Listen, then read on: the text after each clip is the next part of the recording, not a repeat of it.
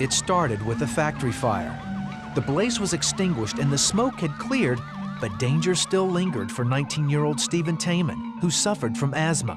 His mother, Ann Taman, explains. We feel that it was the residue left in the air that may have caused him to go into a severe asthma attack. Paramedics did what they could for Stephen, but before they reached the hospital, Stephen went into cardiac arrest and never regained consciousness. The first time I walked into Stephen's ICU room, it was being like hit with a 2x4. I could tell pretty much that Stephen was really not doing well, not responding well. After his EEG, it showed that Stephen was brain dead. Stephen Taman's story doesn't end there. That's because when a patient dies, federal law requires hospitals to contact a local organ donation agency. In Stephen's case, it was LifeNet. LifeNet is one of over 50 organizations that coordinates the recovery and transplant of human organs and tissues.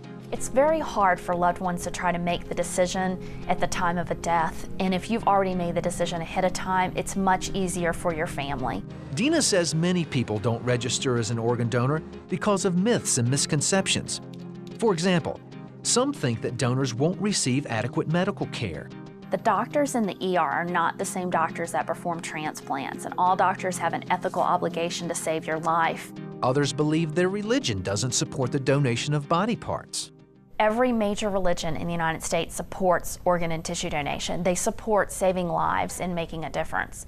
Some even fear that organ recovery will delay burial or disfigure the body, which would prevent an open casket funeral. But the truth is, it's just a few extra hours after the death for us to perform the organ recovery and tissue recovery, and then you can have that standard memorial, the funeral, the visitation, open casket.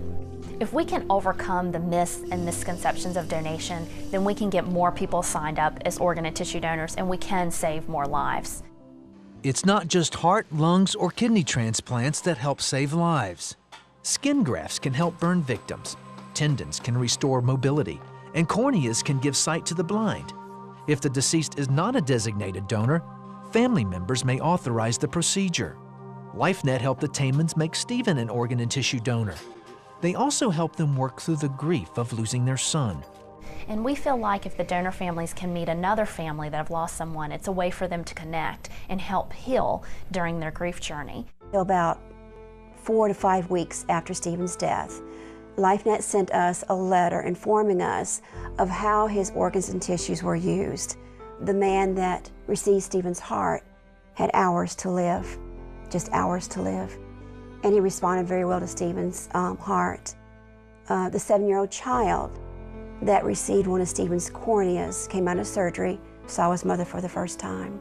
Stephen's death was part of his life, and at the time of his death, he was able to help so many people. It's important for everybody to consider signing up as an organ and tissue donor. It's always helpful when your family knows your donation wishes. If more people sign up as organ and tissue donors, we can save more lives. Nearly 20 people die every day waiting for organ transplants, but thousands of others are alive today because people donated their organs.